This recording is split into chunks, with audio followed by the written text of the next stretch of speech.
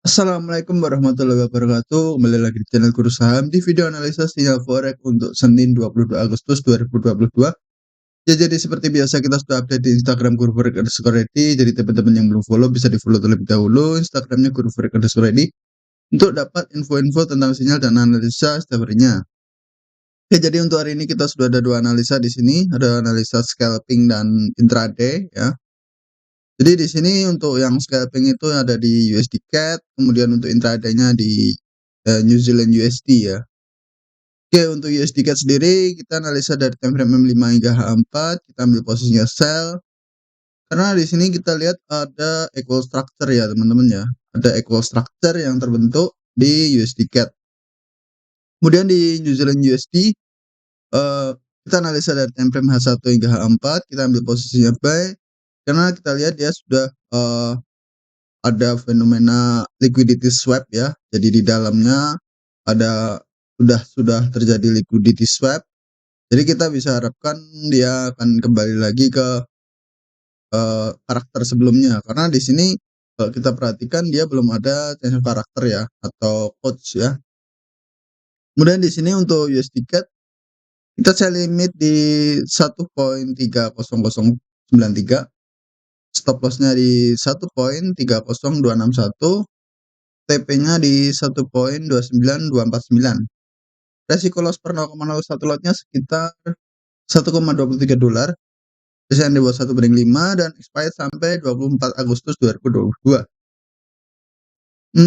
Dan New Zealand USD kita buy limit di 0.61485 dan stop lossnya di 0.61319. Untuk TP-nya di 0.64411. Terus untuk resiko loss per 0,01 lotnya sekitar $1,66. Jadi minusnya kalau tersentuh stop loss gitu ya teman-teman ya, itu per 0,01 lot. Desain di bawah 1/17 expired sampai 1 September 2022. Ya, jadi seperti biasa saya ingatkan selalu teman-teman untuk gunakan risiko 1% untuk setiap posisi entry-nya, setiap trade entry-nya ya. Jadi ketika kita tersentuh stop loss ya kita ruginya cuma 1%. Nah, di sini kan ada dua analisa, dua sinyal ya, berarti total resiko itu 2% teman-teman. Jadi kurang lebih seperti itu teman-teman. Itu fungsinya ya agar kita terhindar dari margin call, terus ya risk management kita sudah teratur kalau sudah 1% ya teman-teman ya. Oke, kemudian kita juga bisa lakukan partial profit taking atau TP parsial ketika kita sudah running di risk and reward 1/1 atau 1/2 ya. Jadi di risk and reward 1/1 kita close bagian dari posisi lot kita. Jadi misalkan teman-teman open posisinya 0,04, terus teman-teman bisa close 0,02 atau 0,01 terlebih dahulu. Itu untuk mengamankan sebagian dari keuntungan kita ya. Jadi nah ini kan untuk mengamankan sebagian dari keuntungan kita. Jadi yang udah biru kita amankan dulu, terus yang sisanya kita hold sampai TP gitu. Dan untuk mengurangi resiko kita juga bisa pindahin stop loss-nya ini ke entry gitu. Jadi kita kan udah running profit 1/1 ya. Jadi stop loss-nya ini kita pindahin ke entry. Nah, supaya agar kalau harga tidak sesuai dengan analisa terus berbalik arah, ya kita nggak rugi apapun gitu. Karena saat berbalik arah dan menyentuh stop loss, kita close posisinya itu tepat pada saat di area entry gitu. Jadi kurang lebih seperti itu teman-teman. Jadi biar nggak ada ruginya ya. Jadi kita kecilin resiko seminimal mungkin gitu. Oke, jadi kurang lebih seperti itu. Terus untuk analisanya bisa saya kenalan aja di sini. Di sini ada USD CAD di time frame M15 dan di sini ada New Zealand USD di time frame H8. Oke, seperti biasa jangan lupa like dulu, terus kita bahas satu persatu dari USD CAD terlebih dahulu.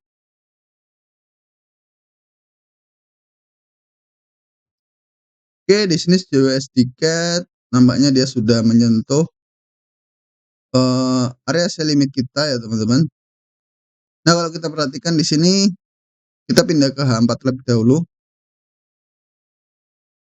Di H4 sendiri dia juga ada, liquidity swap sebenarnya ya, seperti ini.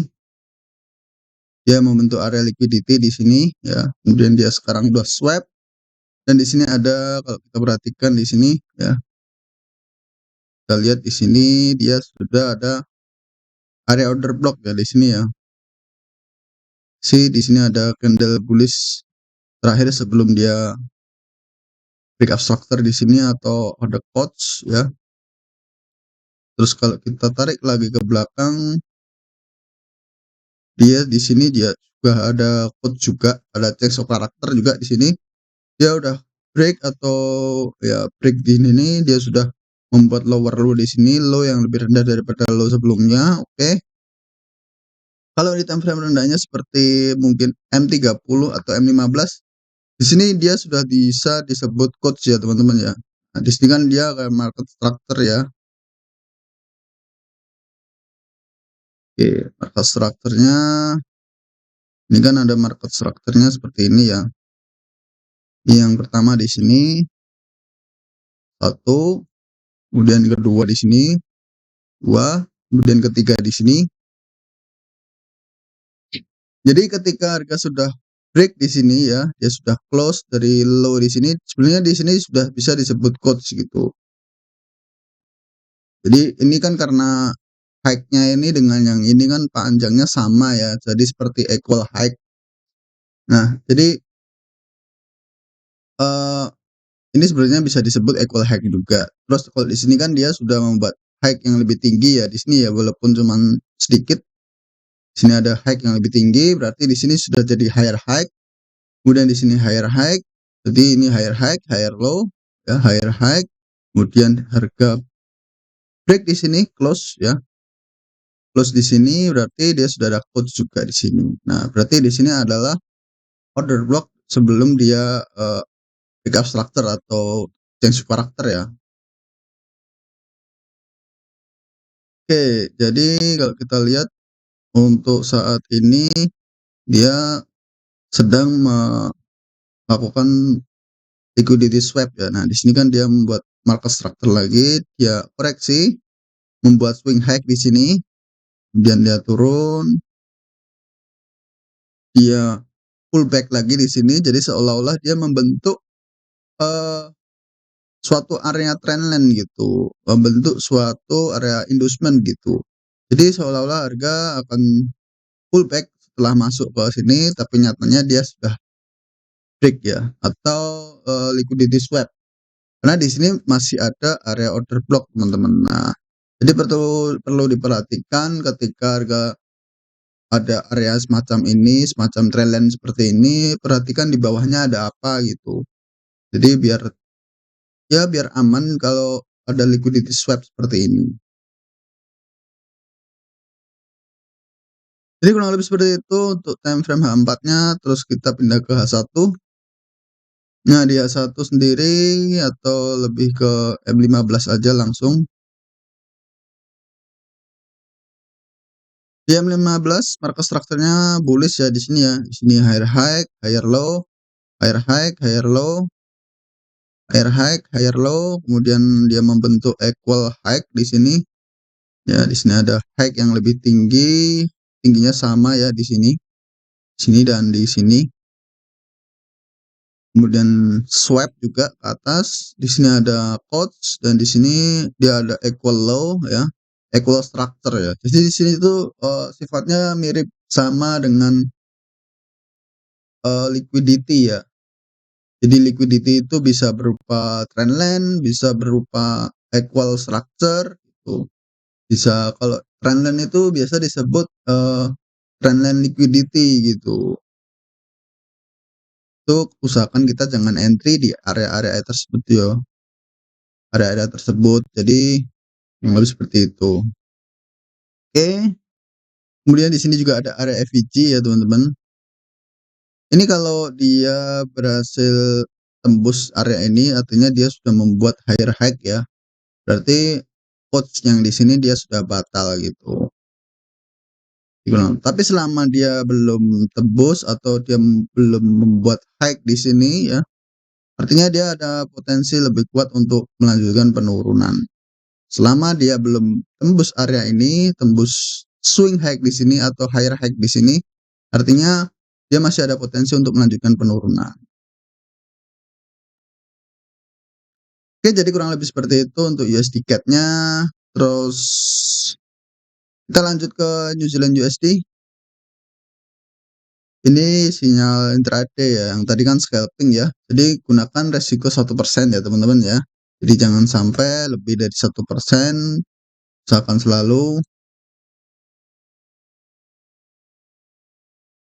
Oke, di sini kita lihat untuk marketnya New Zealand USD dia masih bearish teman-teman. Untuk trend daily-nya, trend panjangnya dia masih strong bearish. Nah, kalau kita lihat lagi di sini, kalau kita ambil posisi sell terlambat ya teman-teman ya. Kalau kita ambil posisi sell sekarang terlambat karena sekarang posisinya berada di area demand ya. Di sini ada area demand. Untuk market menengahnya seperti H1H4. Nah, ini kan ada bearish ya. Ini bearish strukturnya. Oke. Bearish structure itu seperti ini teman-teman. Jadi harga akan membuat low atau lower low yang lebih rendah lagi gitu. Nah, seperti ini.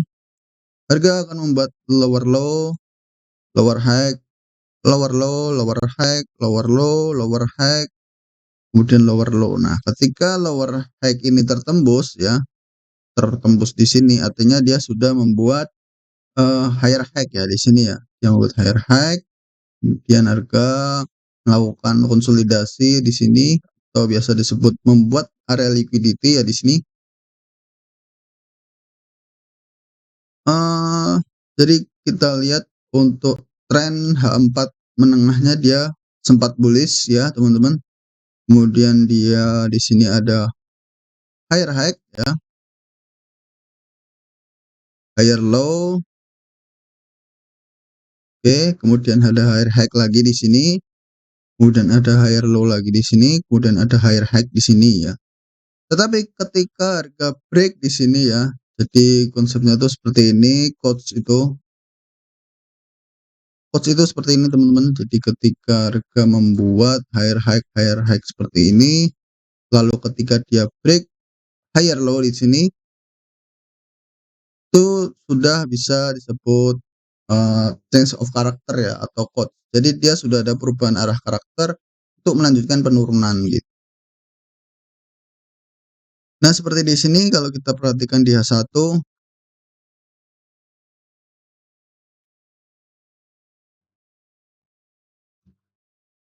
di sini kalau kita perhatikan di H1 dia membuat market structure-nya jelas ya. Jadi di sini adalah breakout structure, kemudian di atasnya lagi di breakout structure. Berarti di sini higher high, higher low, higher high, higher low ya. Higher high lagi. Di sini masih belum tembus, artinya belum ada quotes ya. Jadi selama low di sini belum tertembus, berarti dia belum ada quotes.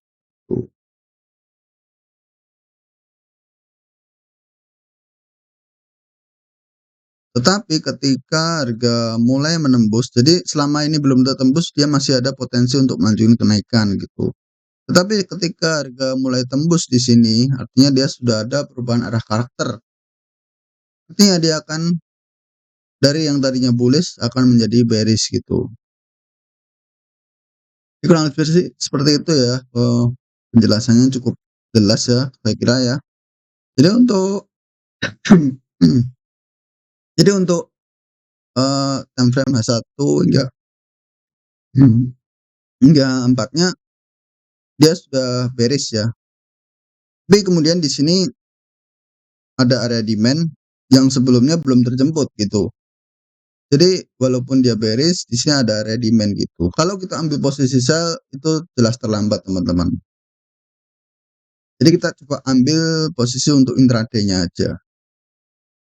Kita ambil posisi buy dan nanti kita bisa ambil posisi sell lagi di area ini teman-teman.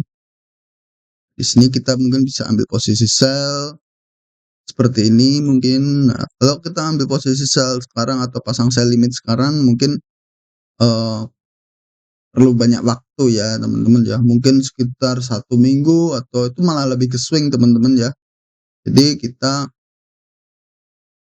di sini kita coba ambil intraday, kita cari area pantulan ya untuk retest gitu.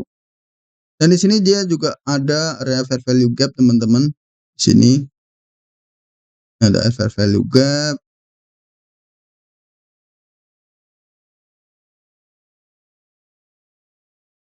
Dan di sini juga ada equal high, nampaknya seperti equal high ya. Nah, di sini ada equal high,